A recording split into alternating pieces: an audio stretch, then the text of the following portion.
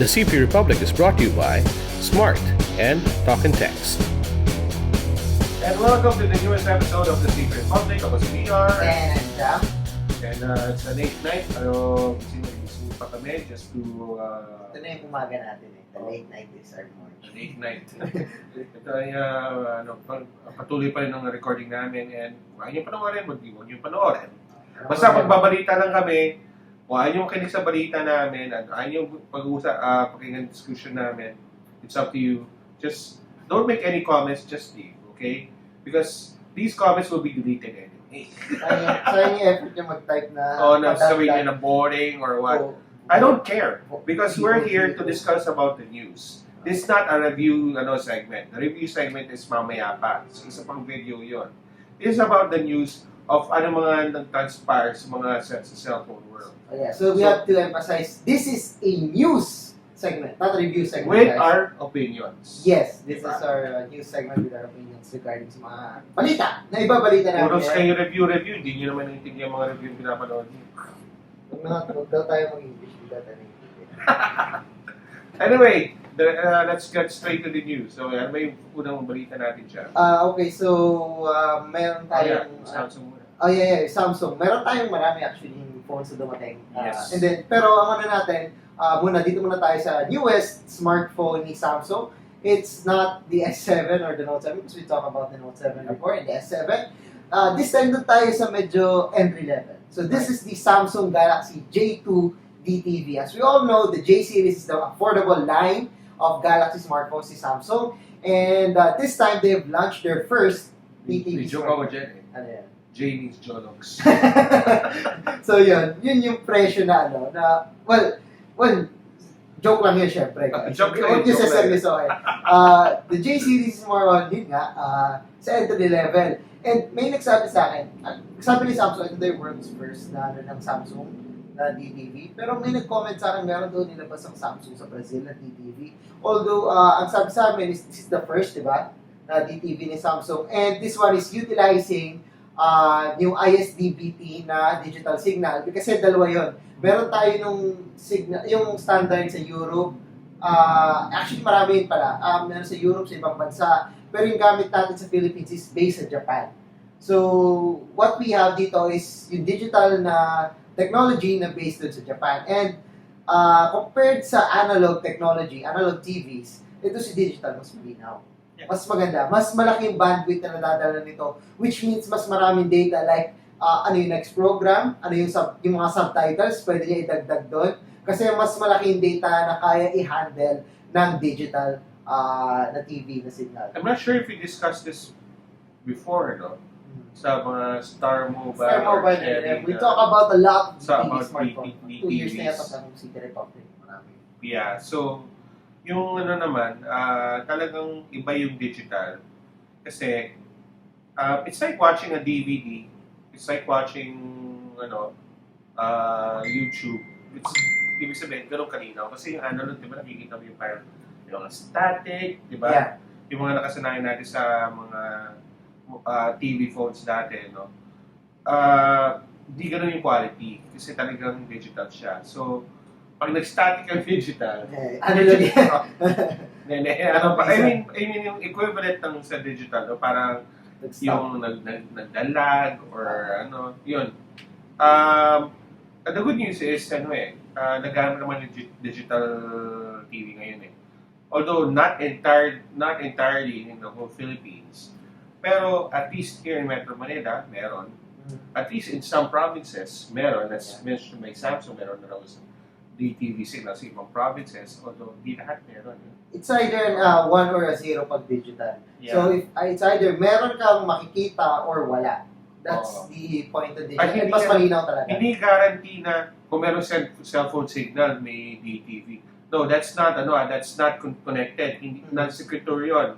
Hindi connected po yun. Kasi iba yung cellular signal, iba yung digital TV signal. Magkaiba po yun. And you don't need a load para dito. You don't need mobile data para makapanood ka sa digital TV. Just to be clear. Or kahit na walang SIM card, makakapanood ka pa rin sa TV. Exactly. Kahit wala kang SIM card. So, yun yung yun ang offer ng Samsung J2 DTV. And Actually, ang advantage nila, and ang advantage, nakikita ko itong advantage ito, is meron silang Super AMOLED screen. Yes. So this is the first time na nagagamit ako, or ikaw rin dyan, no?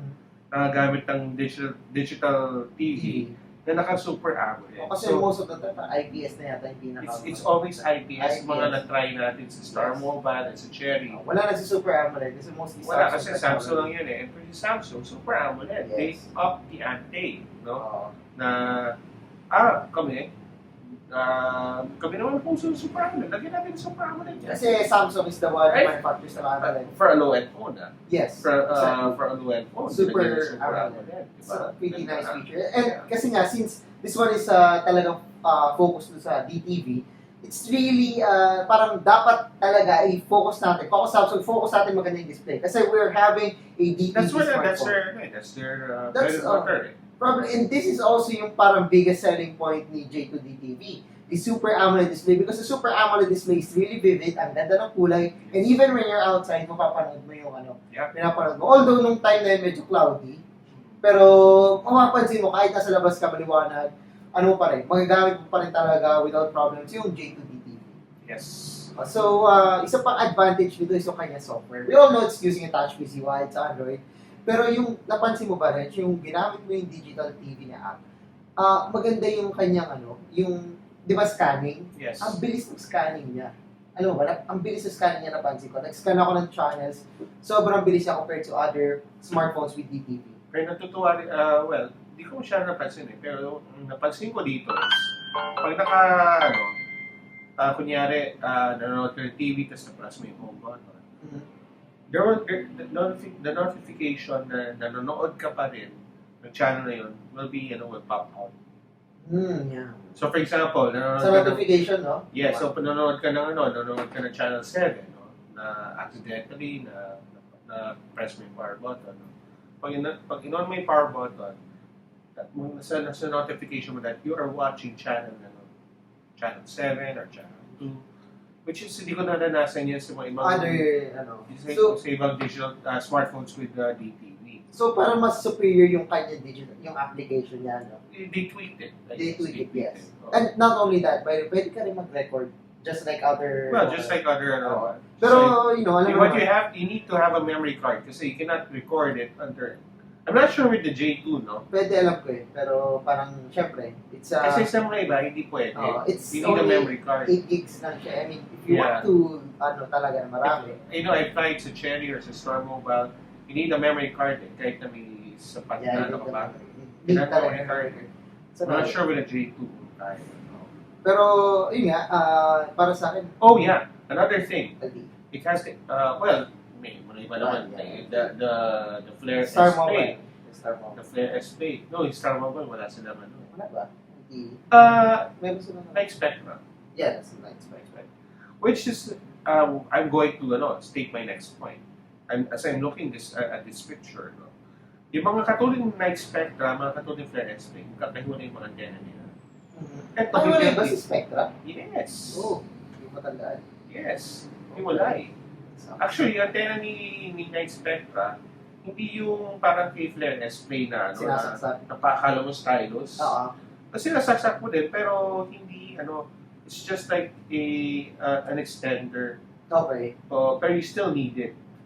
Actually, you can plug any earphone, kahit siguro headphone, pwede mo ipasok doon para lumabas na sa antenna eh. Pero in the case of the J2 TV, you don't need to forget the external antenna because it has a built-in antenna. So, kailangan Yan ang isa pang selling factor. Sabi nga natin, uy, S-Pen! We're joking about it as S-Pen. Kasi tinatanggal mo siya pero hindi mo siya matatanggal. Kaya pa ito, hindi mo tatanggal. So you don't need to bring another accessory for your smartphone para makapanood ka lang ng isang channel, di ba? Right. So, it's really something na, it's a little thing na pag ginamit siya, mapapansin nyo, ma-appreciate nyo talaga. So, the price is 6,990.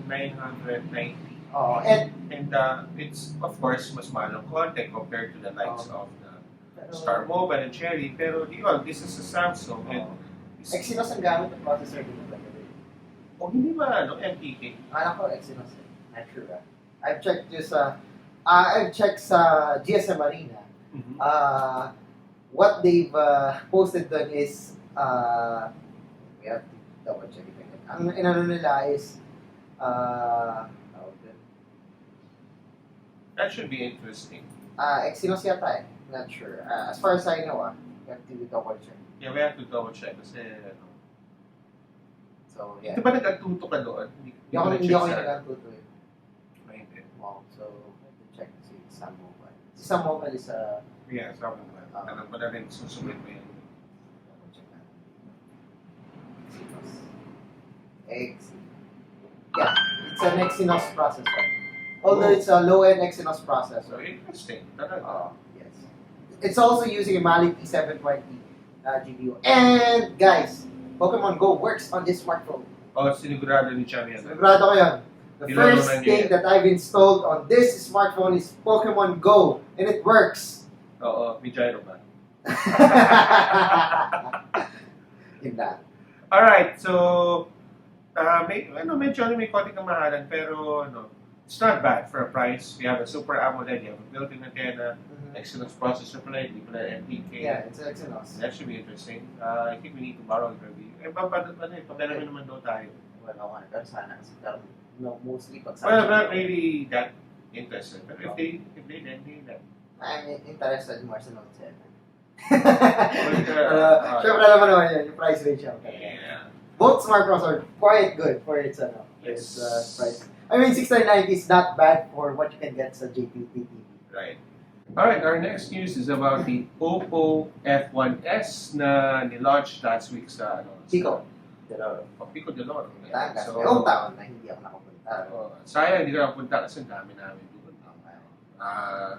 Tsaka, Nagtitingin- although the weather wasn't really that cooperative, pero ako, for me, mas okay ka yung weather na gano'n eh. Alam mo, kung nandun ako Kasi Pico, bundok eh. I would prefer something na umuulan. Whenever I'm in Batangas, I would prefer something na at night, I would like na umuulan. Anyway, yung Off F1 topic tayo. Pico de Loro. Hindi kasi nag-enjoy ako sa drive ko eh.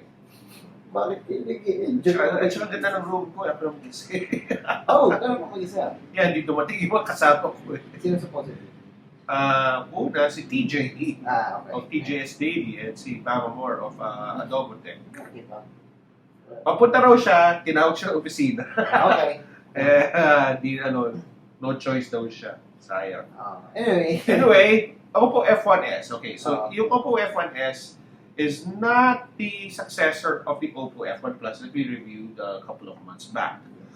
However, this is the cheaper version of the Oppo F1 Plus. And, yung Oppo F1, the first one that they released last February, that has a 5.2-inch screen. But the F1s has a 5.5-inch screen. So, malaki na yung screen niya. Almost the same size as the F1 Plus. Alright? And the same, Color OS na UI. Pero ang difference nito sa F1 Plus, wala siyang VOOC. Okay, Wala siyang VOC. wala siyang fast charging. Tinanong kung bakit, sabi na lang, tinanong nila. Well, feeling ko isa rin sa dahilan is To make it cheaper. bukod sa make it cheaper, siguro supported ng mga processor 6750. Maybe it's because of they want to make it cheaper. They just basically made it cheaper. Yeah. No? And ano ba? Pero yung main feature naman, it's the F1 is better in a sense that it's an all metal. Or not an all metal, metal unibody design. But the F1s is not, it doesn't have a unibody design. So yung frame lang niya is the metal part. Pero yung back niya is kind of plastic. Okay. Pero hindi halata. So kung titignan mo yung likod, kala mo metal. Okay. So think of it na lang as a cheaper F1 Plus.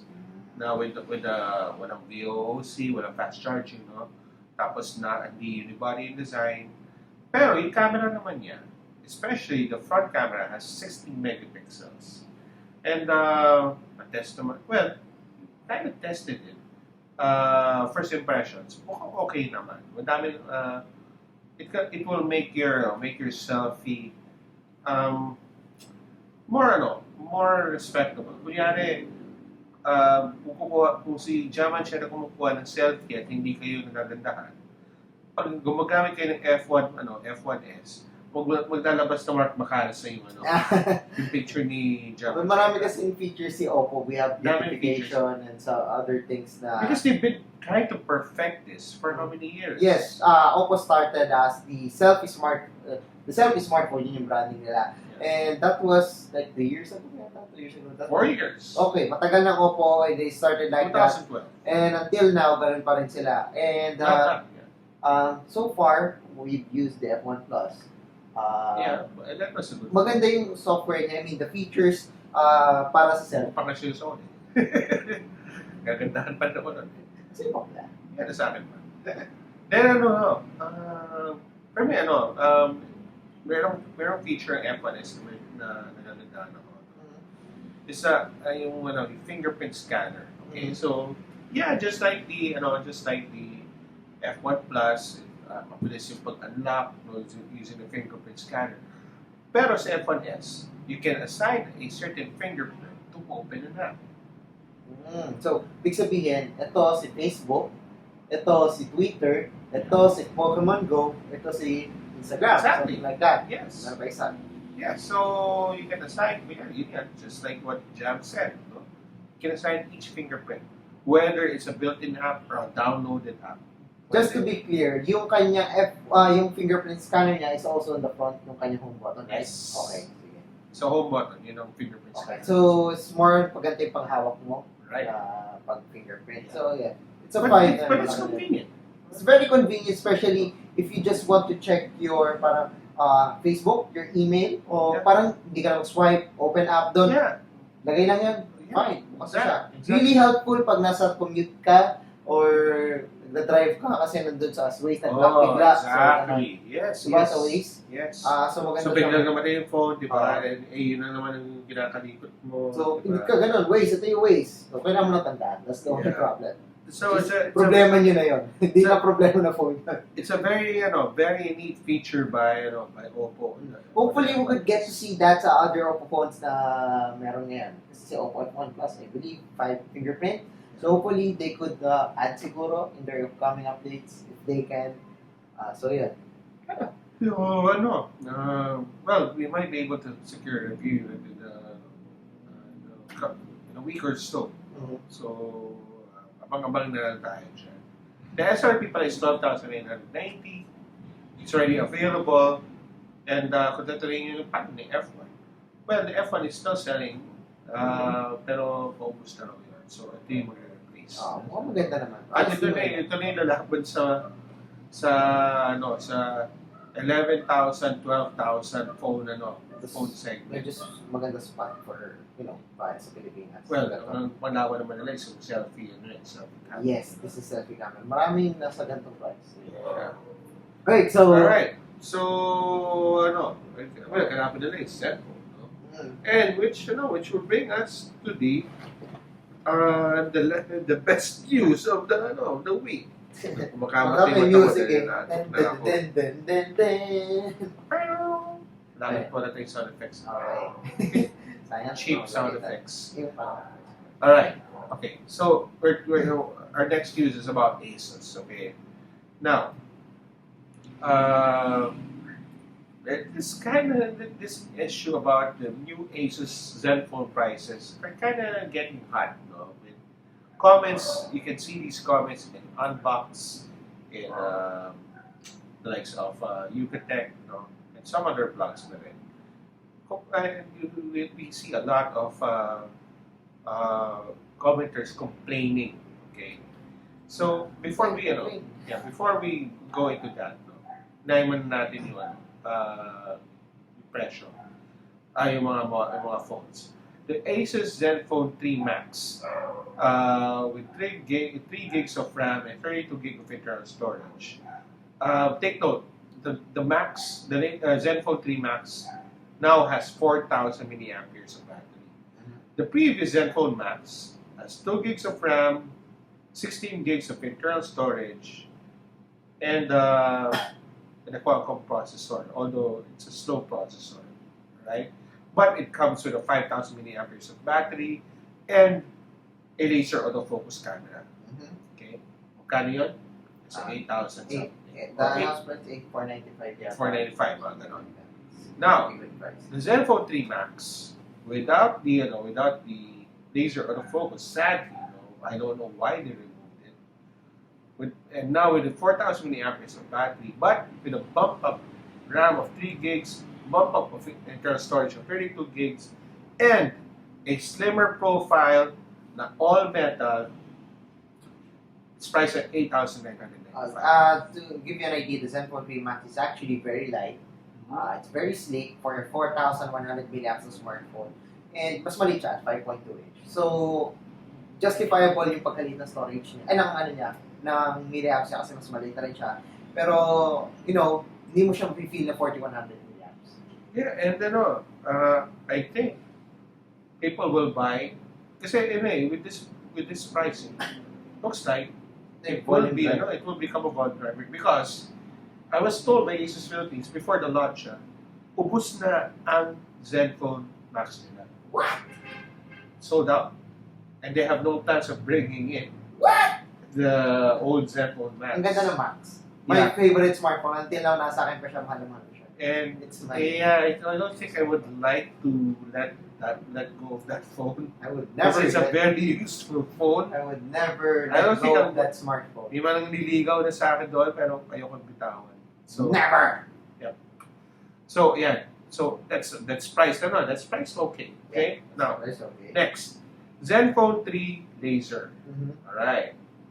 Now, the Zenfone 3 Laser has the same all metal body, just like the Zenfone 3 Max.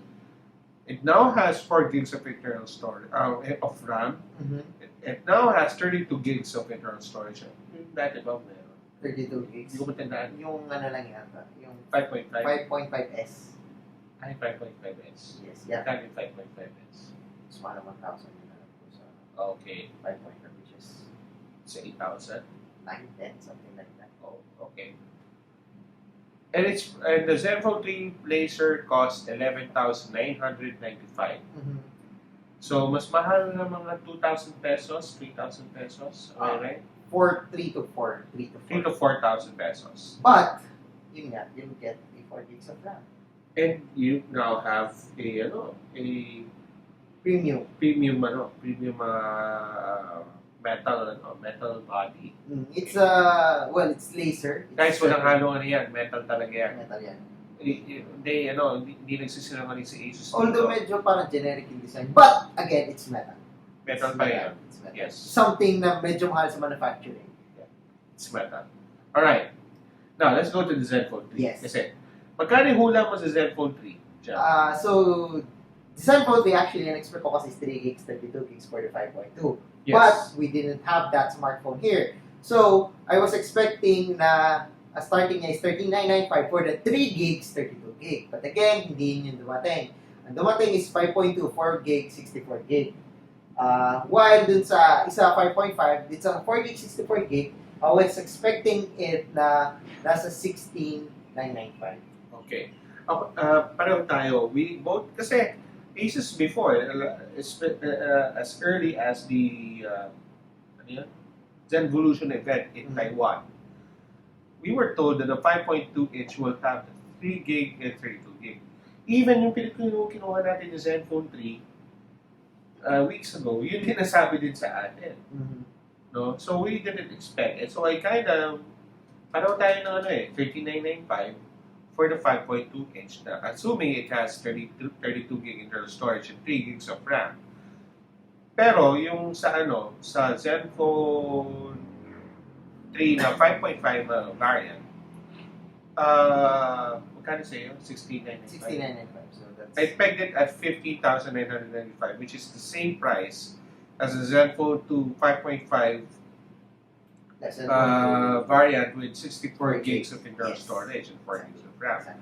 thinking that they might make it the same. Mhm. But I'm not. What I didn't think is all metal naman yung ano natin, ano eh. Kasi akala ko i-match na nila. Pero apparently, Asus Philippines has a different ball game for pricing. Just as you can see with the Zenfone 3 laser, tinasin nila yung presyo. They gave it a little bit, they had to mark it up kasi iba yung ano eh. Iba yung materials na gamit sa Zenfone 3 laser eh. Mhm. Sa Zenfone 3 Max, bakit ganun yung price ka mo? Well, may mga pros and cons yan. May mga MediaTek, nagdagdag bawas sila. Kumbaga. MediaTek, laser focus. Diba? Some are sort of sacrificed para doon. Yeah. Siguro yung margin niya hindi naman kasi laki. No? Yeah. Now, for the Zenfone 3 laser, Zenfone 3, the 5.2 inch with 4 gigs of RAM and 64 gig internal storage is priced at $16,995, while the 5.5 inch variant, again with the 4 gig RAM and 64 gig internal storage, is priced at $18,995. So there's like wala tayong basihan for the 5.2 inch, no? Because they never released a 5.2 inch na Zenfone 3. Just the laser. Zenfone 2. Na 5 inch. Pero yung yung 5.5, there's a price jump for like 3,000 pesos. Mhm. Para lang sa laser. Mhm. Okay? So, mukhang okay naman. Putikin mo yung phone, hawakan mo, gagamitin mo. The experience was really awesome. Oo, hindi kami nagbago doon eh. Kasi, pero yung yung price ng 80,000, putikin naman. Not bad. I ditched my Nexus 6P for this. Ito pa, may storya na ako dyan eh. Ah. If you ditch your Nexus 6 for this, no? Ako naman, I was supposed to have the Zenfone 2 fixed. Mhm.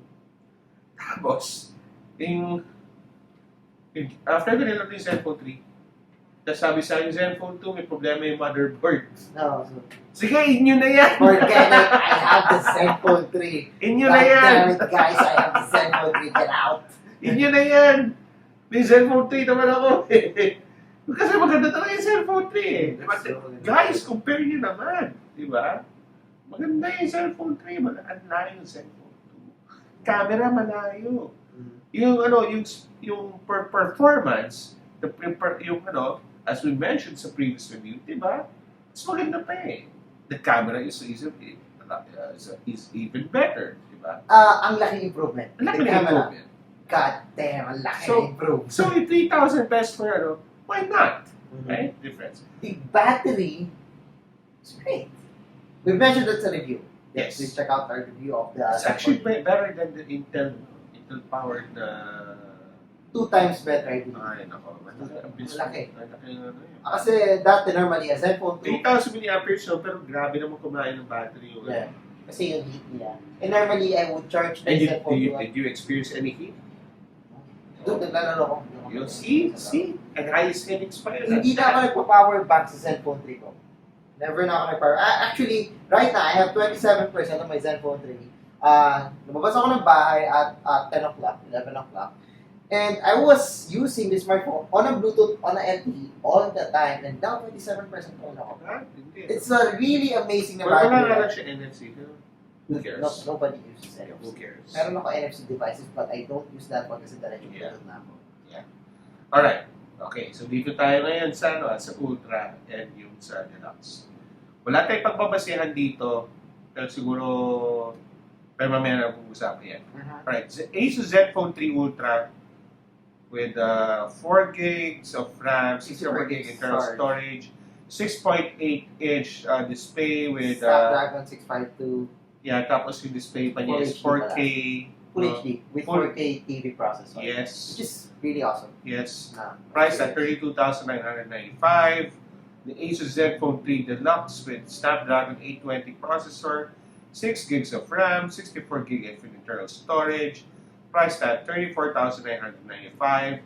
And lastly, it's the Deluxe Special Edition, Snapdragon 821 processor, with 6 gigs of RAM, and 256 gigs internal storage, priced at 44,995. Okay, so dito, we've seen a lot of comments na nagrereklamo. dito sa prices na to, especially for the Ultra and the Deluxe. Una, akala ko nagreklamo sila sa Zenfone 3, no? Pero apparently they were targeting the Deluxe and the Ultra. Now, according to Yugatech, okay, written by Yugatech, kaya nagreklamo mga tao na to kasi they're complaining about comparing the China prices, the Taiwan prices, the Zenvolution Taiwan announced prices, which we were there, right? We heard it, and we witnessed natin yun. Okay, so, kasi may iba, 50% na raw yung parang tinaas. That's true. Well, if you base it dun sa in-announce ako. If you base it. Pero may explanation ka rito dyan, di ba? Yes. Ano yung explanation mo? Okay, so what we see sa Computex is like $499, nakalimutan ko sa Ultra. $499 for the Deluxe, pero ito muna tayo sa Ultra. It's $32,995. The problem is, you guys, some of you guys, hindi ko sinasang bobo, pero yung iba bobo, ang sinabi sa Computex is not the full specifications. They emphasize na up to 4 gigs of RAM. Okay. Up to 64 gigs of storage. They've mentioned up to Tagalog hanggang sa ganito. Ibig sabihin, hindi porket na 4 gigs sa sinabi doon, 4 gigs na yung makukuha nyo doon sa presyo na nakalagay doon. No guys, hindi ganun nag-work ang pag-announce ng prices and specifications, especially marami tayong variants. So, I guess ang problema lang dito is more on the communication. The problem is with the consumers. Kasi syempre, I can understand. The consumers, some of the consumers, especially yung hindi talaga more on, alam mo yun, narinig lang nila yung presyo, they were expecting na magiging mura. They didn't watch the live stream. They didn't know na sinabi na up to. So, they just expected, ay, baka magiging ano to. So, yun yung naging problema. More on of communication. Na parang, ay, in-expect ko ganito yung presyo dumating sa Pilipinas, ganito. Guys, it's up to. Hindi sinabi ganito yung specifications. Right. That's why I believe it's not the problem, hindi problem yung pricing. I mentioned it sa article ko, Jump Online. I mentioned na medyo may hirapan si Deluxe and si Ultra kasi yun nga, the people were expecting at that. And ang naging problema ni Asus is more of the communication, kung paano ba na-deliver yung ganito sa mindset ng tao. It's more of the mindset ng tao. It's not about the pricing. The smartphones are really good. The Deluxe is powerful. The Ultra is mega big, mega giant. I don't know what to describe it, pero it's a really awesome device. I actually like the Ultra, and I think justifiable yung price. Even if sabihin nyo si Vivo V3 Max is just at $69.95 with the same processor. Or si OnePlus. Oh yeah, the OnePlus. Guys, this is a more powerful. You get more of these devices. Kasi 821, 6 gig 256. You cannot find that in any smartphone. I believe this is the most powerful smartphone right now. The Zenfone 3 Deluxe, the special edition. So, yun, I believe it's about communications. Problem lang sa communication ng tao. Ito naman yung ano ko. Okay, ito naman yung point ko. The Ultra, even if some people might consider it as a tablet rather than a phablet. I'm one of those people na. Pero it's still a phablet. Yes, okay, because they're marketing it as a phone, not as a tablet. It's not a Zenpad, it's a Zenfone. So people will still, the fact that it still looks like a phone, super oversized phone at that. Giant. But people will still think of it as a phone. All right? Now, having said that, as a giant tablet, the keyword here is tablet. I didn't mention it's a tablet. What are the phablets in the market that cost more than 30,000 pesos? What are those? Mate 8, the iPhone. The Mate 8 is 6 gigs, di ba? Yes. 6 gigs. 6 inch. 6 inch. Yeah. The Mate 8, the iPhone 6s Plus. Okay. Probably the 7. The Galaxy Note 7. Okay. And how much are those? Now, and the Note 7, at 5.7 inch screen, 5.7 compared to 6.8, so mas maliit ito. Pero, it's priced at 39,990. And magkano yung Zenfone 3 Ultra? 32,995. 32,900. It's mura naman, di ba? Okay, again, Hindi, bago tayo pag-usapin, 50% ano na yan, difference na yan. The Zenfone 3 Deluxe, with a processor na sinabi ko, with the specs na sinabi ko, 34,900.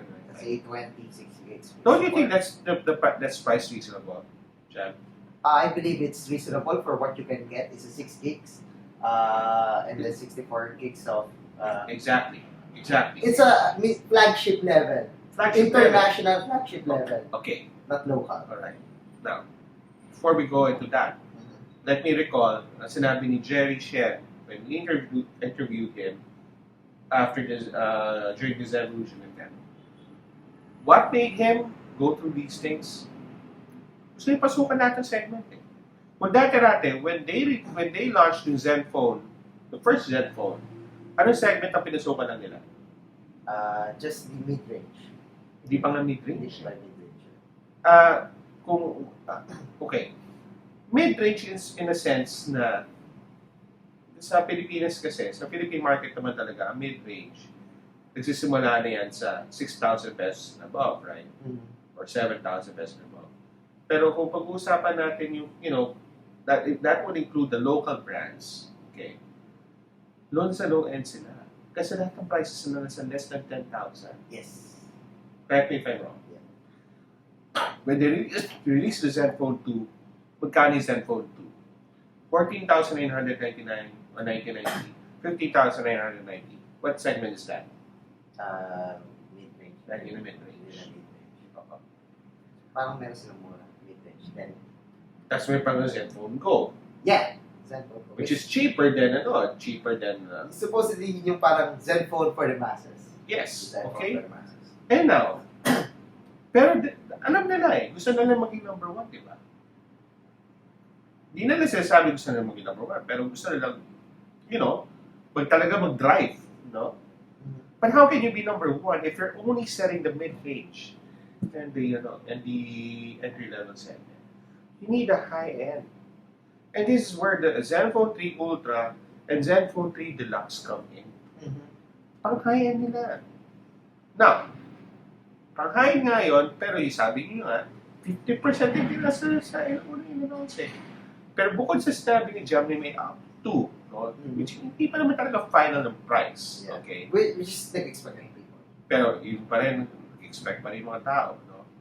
Ang we have to consider din yung mga factors whenever you ship phones to the Philippines before you sell them in retail.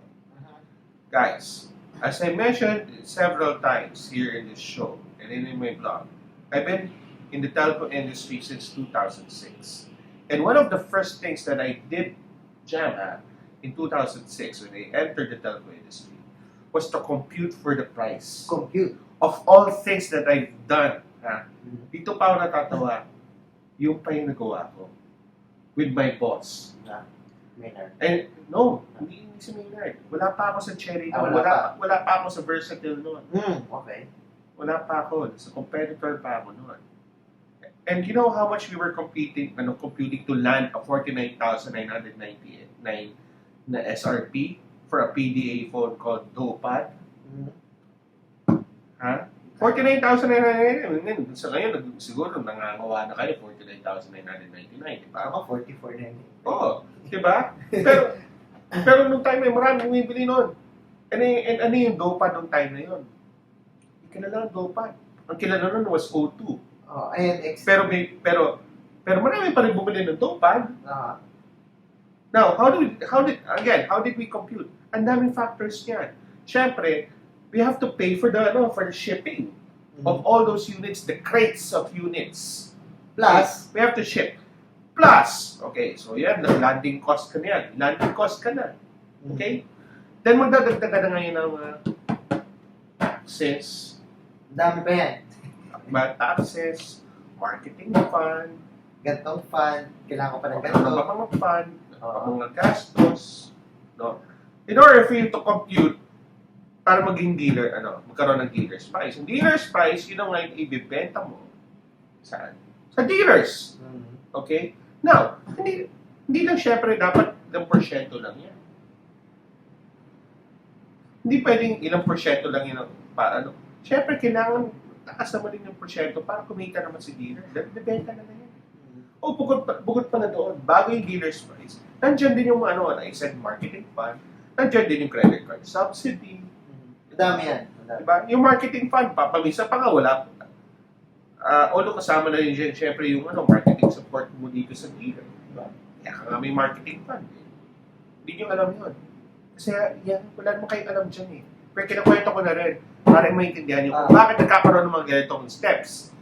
And then, si dealer, syempre, papatungan niya yun yung cost niya, yun ang kita niya, markup niya, bago dumating sa SRP. Just magbigay ka lang ng konti idea sa kanila kung magkano inaabot, magkano dinadagdag dun sa ilang percent ng Depende. Depende yun, guys. Depende. It's not always, okay, definitely naman hindi maabot ng 100%. Yes. For these kinds of For phones. smartphones, it doesn't reach. Suntok sa buwan yun. Suntok sa buwan yun. Sobra. Oo. It's more on accessories. Accessories is 100%. Sa PDA, hindi ganun yan. Hindi kaya. Hindi kaya. Sa smartphones, hindi kaya yan. It's more like na parang double digit lang, less than 50. Ganun, less than 50. Ganun normally si smartphones. I'm not gonna mention na lang 100%. Just below that. Just, Just to give you an idea.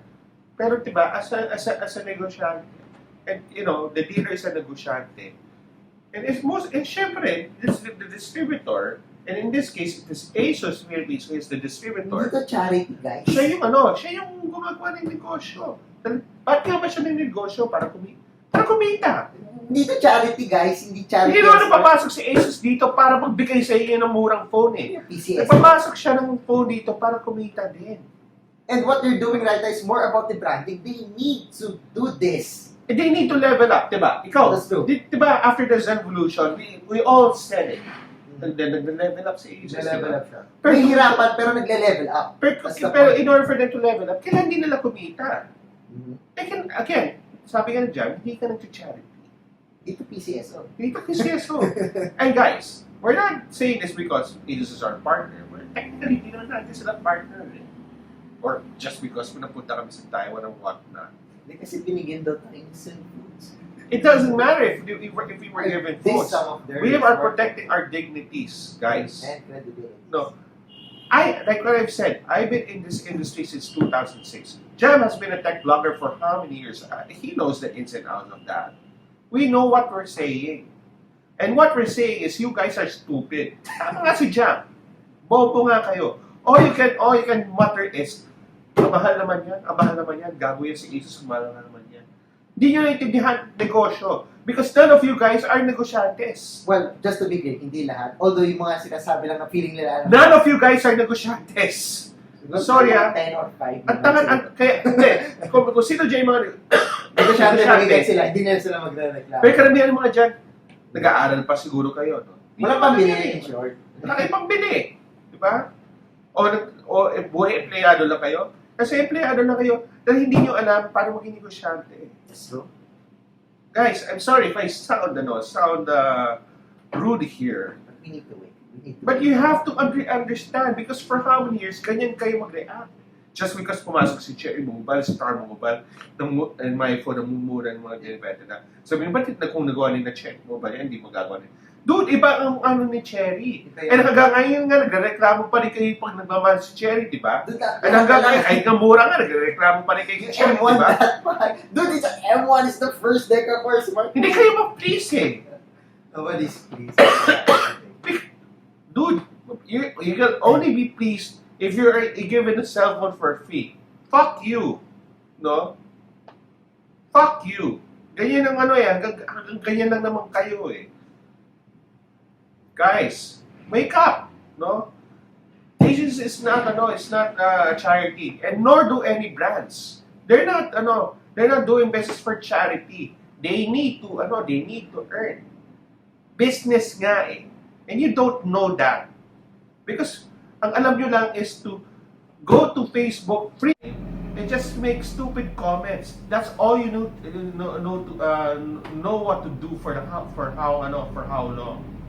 Alam mo, sa totoo lang, yung iba parang nag-mention lang, ay, ganito dapat. Dude, hindi niya alam na, hindi niya naiintindihan kung paano yung manufacturing, yung binabayad sa manufacturing, the taxes, how they market it. The marketing is, the service ng Asus. If you want to improve, nagre-reklamo yung service sa Asus, well, mag-improve na yan just because Because ano nga eh, nagtaas sila ng they need, pressure. Expect that. hindi lang yun, they need to level up They eh. need to level up. That's So they also need to level up their Oo. after sales. Kasama na yun. That's a given. That's given. That's true. Diba? They now have ambassadors. Wala naman sila ambassadors dati. Now they have ambassadors. May because ambassadors kasi may, di ba? Because they need it now eh. They need it now. Dahil may segments na sila eh. Na mas mataas eh. They need it eh. Isipin nyo, kinuha nila si Jason Magbanwag, Valenciano, and ano. Okay, so sabihin nyo, di naman kasi ganyan si Asus dati eh. Dati yun! Okay. Oo, tama ka. Tama kayo. Kasi hindi ganyan si Asus dati. Sabi nga ni Gadget Match, or was it Alora, or was it Monch? Sabi nila, kasi hindi naman ganyan ang marketing ni Asus before. Empowering luxury. That was They were disrupting, providing good, very nice specs for this kind of price. It's true. Pero companies cannot go on forever like that.